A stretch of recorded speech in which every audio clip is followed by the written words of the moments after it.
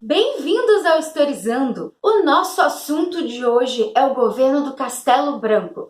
Mas antes disso, confere lá no @historizandotati, que é o Instagram do canal, a programação de revisões para o Enem. Se eu fosse você, não perdia, tá tendo live tanto aqui no canal quanto lá no Instagram toda semana. Então confere essa programação para a gente revisar juntos para a prova do Enem. Combinado?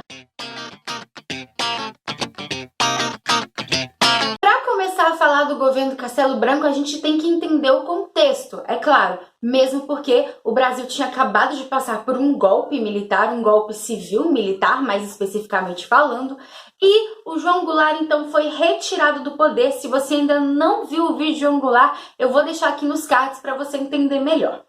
Além disso, o contexto mundial não é nada mais nada menos do que a Guerra Fria. Inclusive, o Brasil teve apoio aí, esses militares junto com esses civis tiveram um apoio financeiro dos Estados Unidos com interesses ideológicos, digamos assim, por causa dessa Guerra Fria, por causa dessa bipolaridade no mundo. E não só na Guerra Fria, mas no auge dela. A gente tem crise dos mísseis, a gente tem vários conflitos de descolonização, tanto na Ásia quanto na África. Se você ainda não viu a lista que a gente tem aqui sobre Guerra Fria, também vou deixar nos cards para você se atualizar com relação a esse contexto.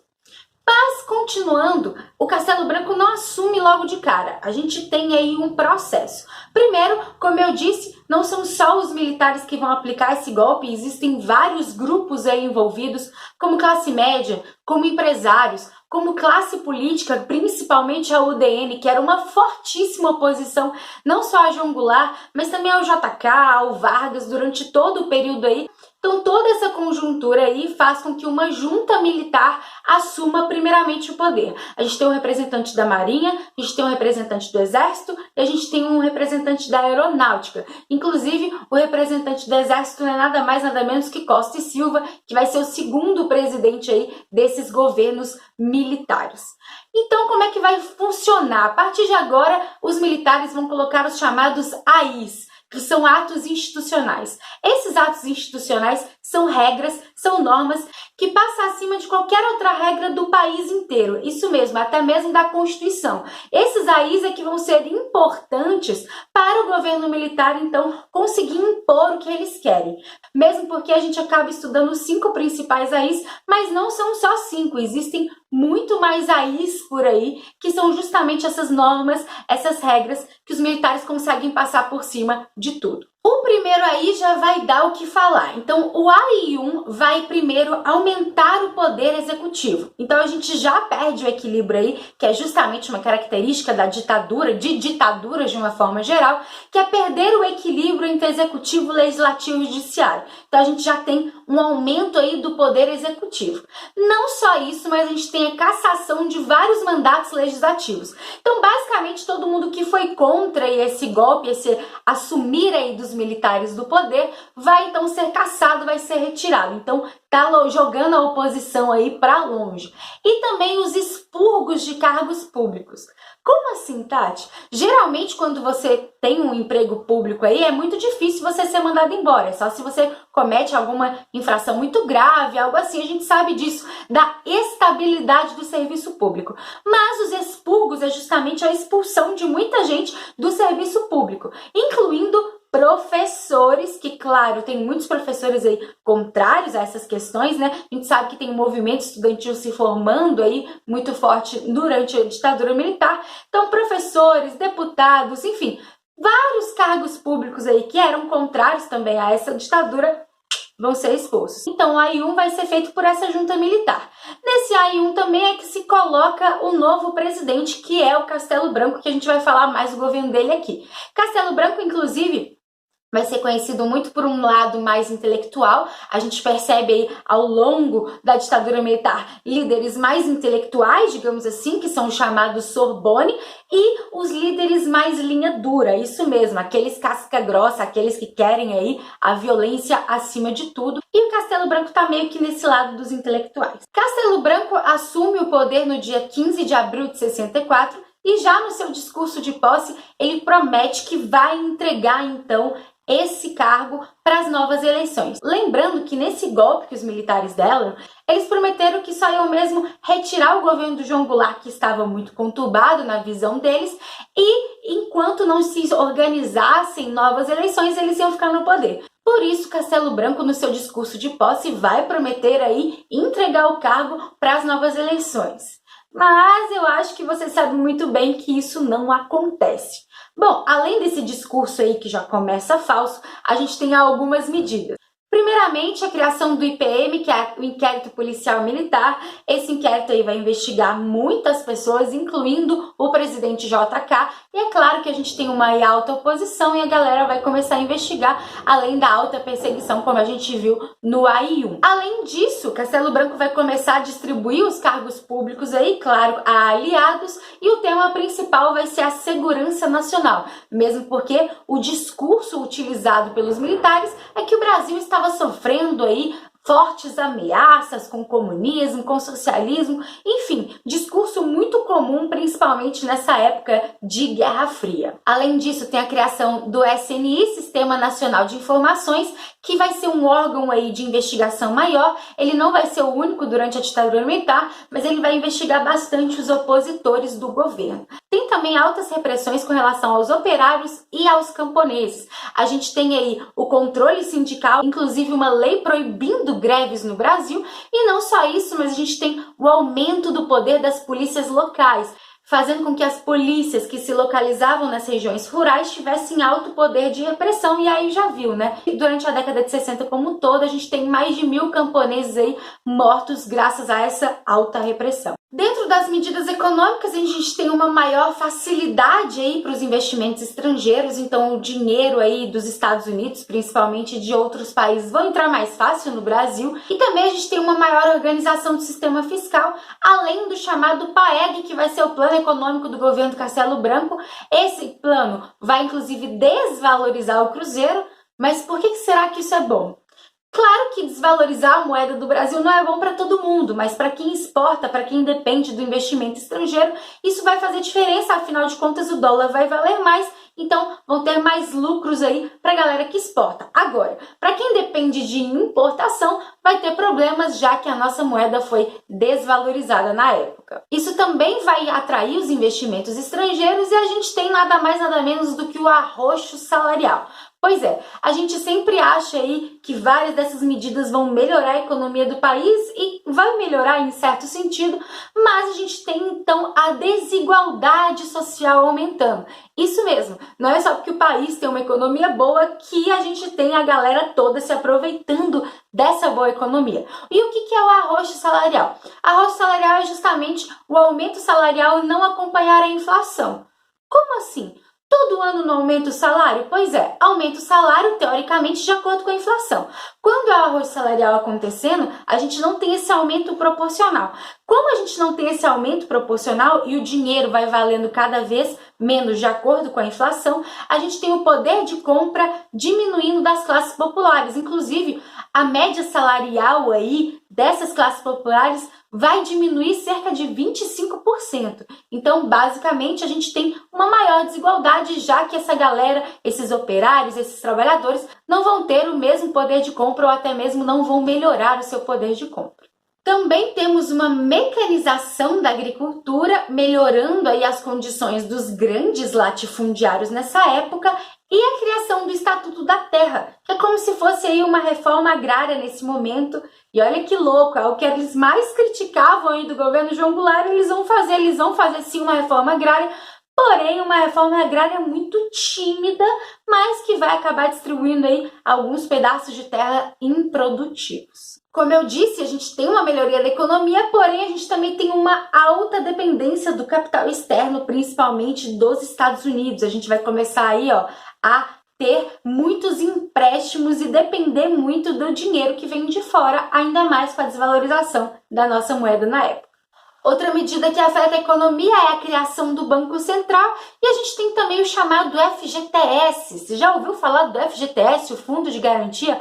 Pois é, esse Fundo de Garantia é criado aí durante o governo do Castelo Branco. A gente sabe que o FGTS, esse Fundo de Garantia, é justamente uma regra em que o dono da empresa, né, vai depositar um dinheiro aí para o seu empregado ao longo dos anos de trabalho e se ele for demitido, ele vai ter acesso a essa grana.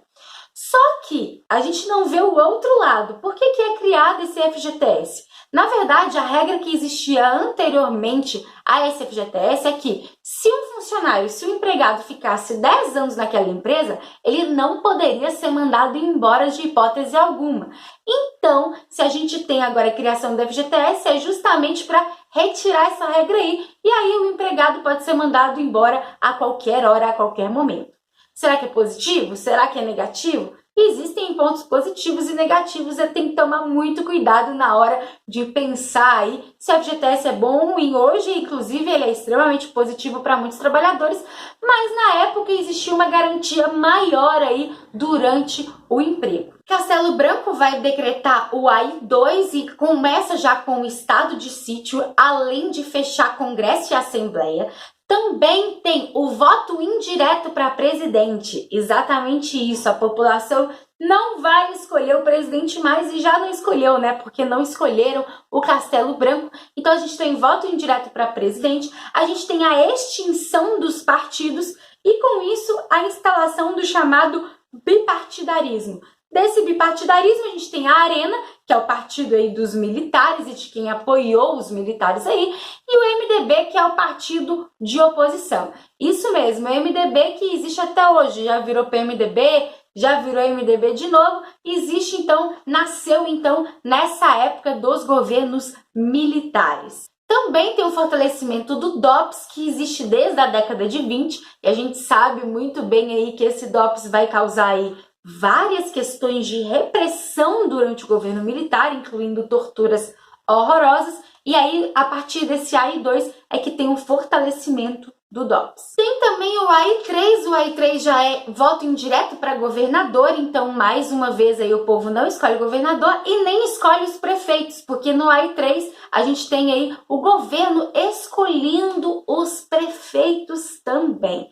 Não só isso, mas a gente tem aí o Castelo Branco montando as bases aí para que de fato foi o governo militar durante todo esse período que vai de 64 até 85. A gente tem também, inclusive, a questão da tortura nos quartéis já existindo em larga escala desde o período do Castelo Branco. E é justamente nesse momento que várias pessoas que foram a favor do golpe militar começam a ficar contra ele, mesmo porque a promessa do Castelo Branco não foi cumprida, inclusive ele cede a pressão aí do lado da linha dura e estende o cargo do governo dele, mostrando que não é a intenção dos militares largarem o poder. Assim, durante esse processo, a gente tem a chamada Frente Ampla, que é justamente um grupo de oposição aí à ditadura militar, que não inclui nada mais, nada menos do que o Carlos Lacerda, isso mesmo. Carlos Lacerda, um dos líderes do partido da UDN, que foi a favor do golpe, agora se volta contrário ao golpe,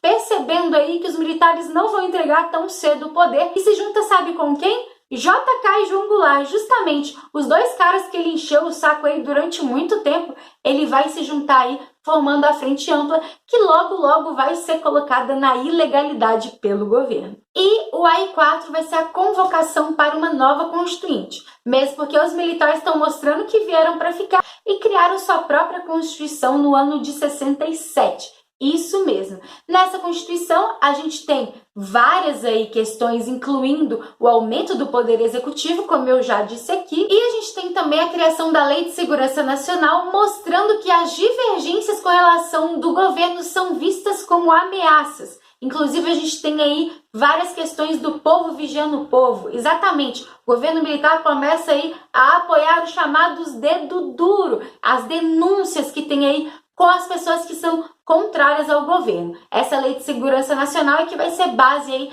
para muitas das repressões que vão acontecer. Durante todos esses processos de torturas, altas repressões e muita violência que o governo aplicava, a imprensa começa a publicar nos jornais vários relatos, fotos e questões de tortura que estavam acontecendo no país, denunciando tudo isso. E aí o que o governo vai fazer? Nada mais, nada menos do que criar uma lei de imprensa, isso mesmo. E essa lei de imprensa, é claro, é uma censura em cima disso, escondendo vários dos relatos e então obscurecendo esse lado aí violento do governo militar e implantando a chamada censura. A gente tem também vários conflitos sociais, incluindo a luta armada, porém o PCB, que era um partido que foi colocado na ilegalidade na época, declara que não está afim de luta armada.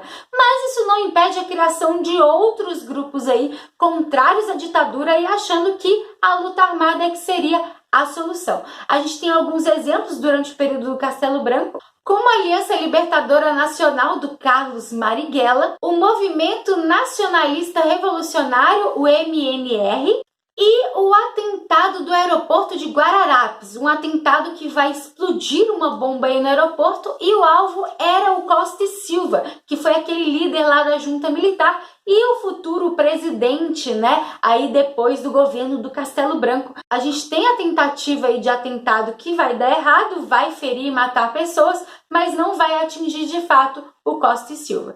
Inclusive, Costa e Silva vai ser então eleito no ano de 67 para substituir o Castelo Branco e não só isso, mas além de tudo, o cara vai ser o único candidato. Então deixando claro aí que os militares estão colocando aí mesmo tudo para jogo, a questão de censura, de limitação, eles que estão escolhendo tudo que vai acontecer. Inclusive o presidente não tem nem outros candidatos, mesmo a eleição sendo indireta, vai ser só o Castelo Branco. O MDB, que é o partido de oposição, vai até mesmo se abster da votação porque fala que aquilo tudo é uma farsa. E de fato era, né? Porque a gente tem aí o próximo governo militar sendo o do Costa e Silva. Ah, e uma curiosidade, Castelo Branco vai morrer um pouco depois aí de deixar o governo num acidente de avião muito misterioso, que tem gente que fala aí que pode ter sido provocado, mesmo porque o Castelo Branco, por fazer parte aí dessa parte mais intelectual dos militares, queria de fato aí deixar as novas eleições acontecerem. E aí? Tenso, né? Quer saber mais sobre o governo do Costa e Silva? Se inscreva no canal que o próximo vídeo aqui produzido será sobre esse governo. Tem alguma dúvida, sugestão ou comentário? Fique à vontade, Historizando é Nosso, é só deixar aqui embaixo para mim. Curte esse vídeo para apoiar o canal e lá no Instagram a gente tem mais novidades no dia a dia. Combinado? Um beijo e até a próxima!